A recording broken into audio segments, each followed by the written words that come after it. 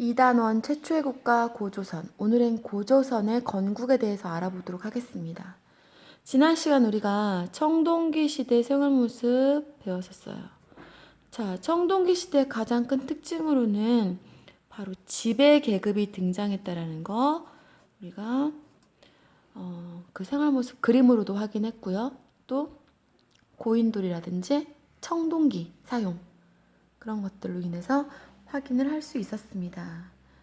자, 이때부터 지배 계급이 있으면 반대로 지배를 받는 피지배 계급이 있다고 했죠. 자, 이렇게 누군가 모두가 똑같은 구석기, 신석기 때까지는 모두가 평등한 사회였단 말이야. 그런데 이때부터는 지배 계급이 등장하게 돼요. 그러면서 뭔가 힘이 있는 사람과 지배를 받는 사람으로 나눠지는 거죠. 자, 이렇게 힘 있는 사람들이 생겨나면서 그 힘 있는 사람들은 경제력을 가진 정치적인 지배자로 등장을 하게 됩니다. 그러면서 이런 지배자, 우리 한반도에도 대한민국에도 지배자가 등장하게 되죠. 그 최초의 지배자가 바로 누구냐?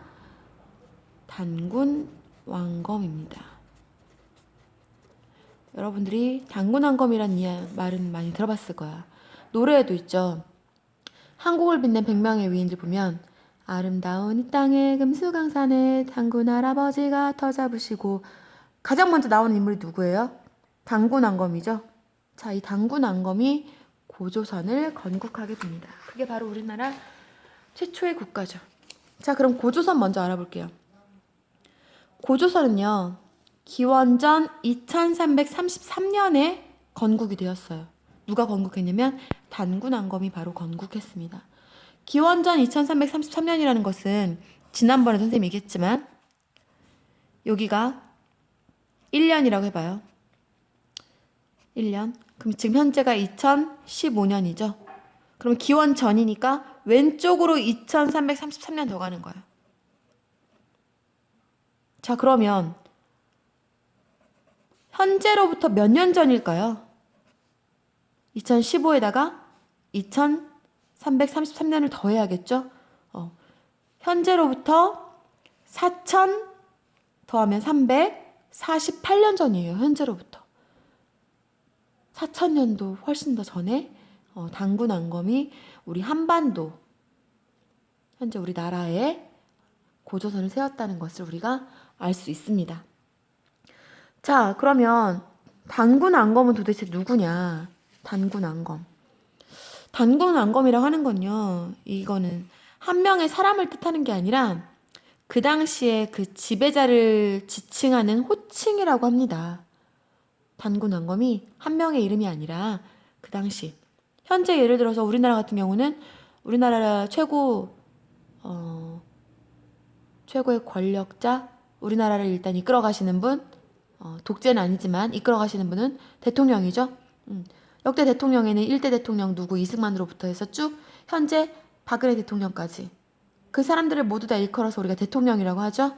고조선에서는 이렇게 지배하는 그 층을 대통령 대신에 단군 왕검이라고 불렀을 것이다 라고 말합니다. 그럼 단군 왕검이라는 말은 도대체 무슨 말이냐? 단군 왕검은 단군 더하기 왕검이에요. 자, 단군 더하기 왕검. 이것은 단군이란 뜻은요, 제사, 종교하고 관련이 있어요. 우리 지난 시간에 청동기 시대 생활 모습 보니까 한쪽에서 막 제사 지내는 모습 봤죠? 그 다음 왕검이라는 것은 정치를 말합니다. 정치. 자, 그래서 예전에는요, 이렇게 종교적인 지도자와 정치 지도자가 하나로 통합되어 있었어요. 요즘으로 말하자면 교회 목사님이 대통령인 거지. 그러면서 모든 나라 사람들이 다 교회를 다니면서 대통령의 말을 따르고 뭐 이렇게 되는 거. 지금으로서는 좀 상상이 안 되죠. 뭐 교회로 예를 들자면 그런 거고, 또 절로 예를 들자면 어디 주지 스님이 우리나라 전체를 불교로 다스림 이렇게 하면서 우리나라 대통령으로서도 역할을 한다는 거. 지금으로서는 이해가 안 되죠. 왜냐면 우리는 모두 종교의 자유가 있기 때문에. 하지만 옛날에는 이렇게 제사, 종교를 지낸 그 주관하는 역할과 정치를 주관하는 역할을 함께 했다는 거. 이거를 조금 어려운 말로 뭐라고 하냐면요. 재정일치라고 그래요. 이 재는 제사라고 생각하면 돼요. 정은 정치. 이게 하나로 일치됐다는 말이에요. 그래서 재정일치 사회라고 우리가 얘기합니다. 단군안검 시대는. 지금하고는 좀 많이 다르죠. 자, 이렇게 해서 단군안검이 우리나라 고조선을, 최초의 국가 고조선을 건국했습니다. 우리가 본 수업 시간에는요, 단군안검이 탄생하게 된 신화가 있어요.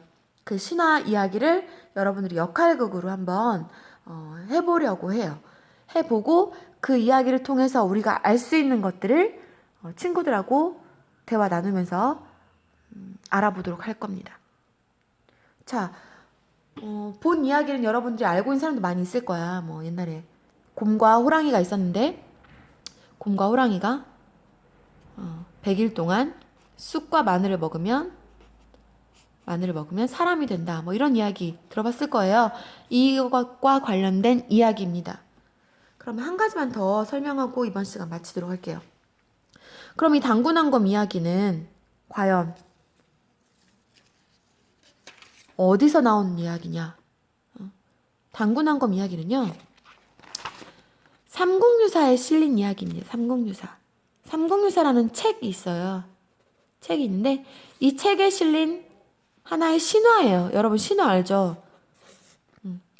옛날 사람들의 그런 생각이 반영된 신성한 이야기, 신비스러운 영웅 이야기, 그런 것들이 신화죠. 근데 이 책에 실린 하나의 신화입니다. 근데 이 책은 누가 썼냐?